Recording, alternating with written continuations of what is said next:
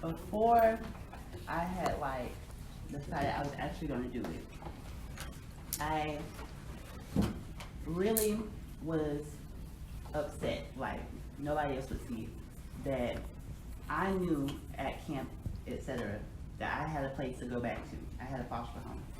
And all these children, when they go back, they have to go to a group home, and they be like crying and stuff, and it made me feel bad. But my why today is to influence other people and let them know that there's hope.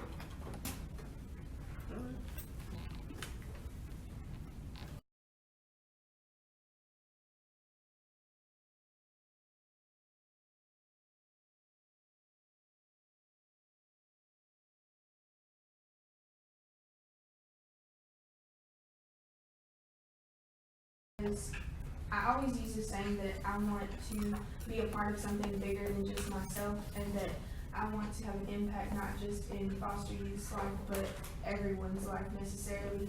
With the fact I've had, since I moved to Huntsville and I've done like news articles and everything else, I've realized that it has went further than just Alabama, and that's what I want. I want everyone to see like and know foster youth for something, not just what the statistics are or what people have their perspective on. I've had social workers and different people that have never even thought about or had a different type of perspective on foster youth message me and tell me that I never thought that that was how it was or stuff like that, and that's made a huge impact in my life, and it's driven me to continue to do what I do. And my why is a multitude of reasons. But before becoming an ambassador, I think I was like 14 or 15 when Ebony and Miss Cynthia, they both came to King's Home, and I was already a leader within the group home. I was a leader within, well, I've only been in 2 group homes, and in both of those group homes, and being in that position was natural. It wasn't, I didn't ask for it, it wasn't something that I was looking forward to when I got there, but it was a natural thing that people naturally looked up to me. And I like the sense of being able to influence others in a good way and seeing that, okay, what I'm doing is making a difference.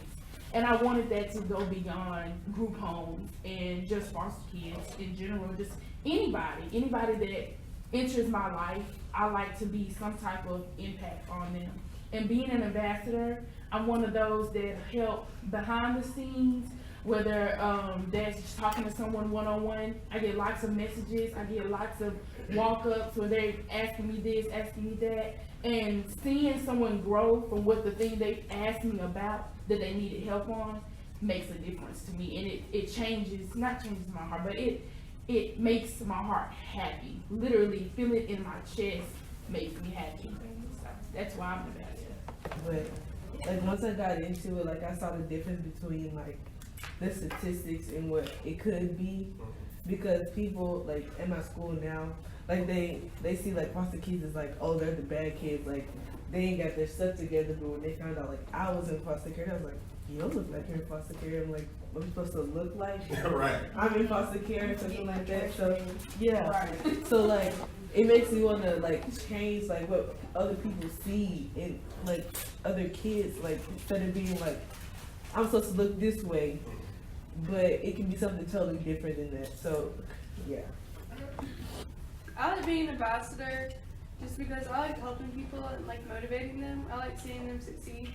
But I really didn't see that in myself like a year ago when I became an ambassador.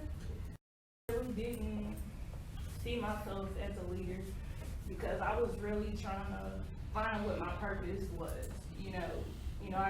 I got in care, didn't really know, like I didn't deserve it, and I really didn't know what my rights were as a foster child and what I was entitled to. And so I just kind of went on, over years, like asking other people, like what can I get as a foster child? And nobody was really telling me that until I got the proper tools that I needed. And so once I reached that certain point, over the course of years, I was like, I've never been a facility before. I've always been in foster homes, but what are they not getting? you know, and I feel like, you know, every foster child or every child is entitled to what they need. And, you know, everybody has a different set of stories or where they come from, but, you know, as a whole, you know, it's different things that you can contribute to other people or bring to the table. So that's why I became. I gave it thought, and a lot of thought. Thought just why not? I mean, I had leadership qualities, but the leadership qualities aren't like this type, so I would probably want to learn it. So that's why I did it. I wasn't in foster care for that long, maybe almost 2 years, but I've seen a lot of struggle and a lot of things that I would like to see change, and never really been involved in anything, but I've always been the one to step up and help other people when they were in dark situations or just down low, so I figured it'd be great. My why is because before I became an ambassador, around like first camp, I felt like I was really alone. Like I did not know anybody. I didn't like everybody because that was just me. That's just me. I don't like people. I wasn't a people person. And I was just like, you know, just kind of vibing with it. But then as soon as like everybody started, you know, coming out, I decided, I was like, I'm not alone. And what if all these other kids feel like they're alone? I could show them that they're not, because we've all been in that place. I was always like a natural leader anyway. So like 2 years later, I ended up doing the application and got it. And then, like I said, my reasons was not good reasons at first. But like I stayed, like I continued to be an ambassador because like I saw that we were actually helping foster kids, and I was actually going through stuff, and they was helping me through it. So it was like, you know, it did make an impact on me, and knowing that I had an impact on someone else's life, I felt good about that. You know, over time,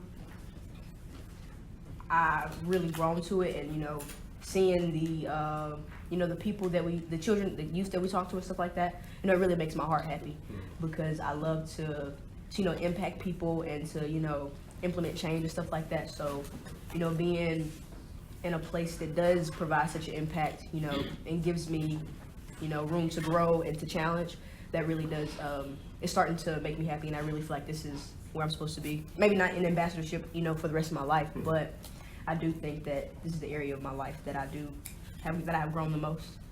And then later on, I realized how much of an impact you can make. If people look up to you, you can use that for destruction or building, and like the ripple effect.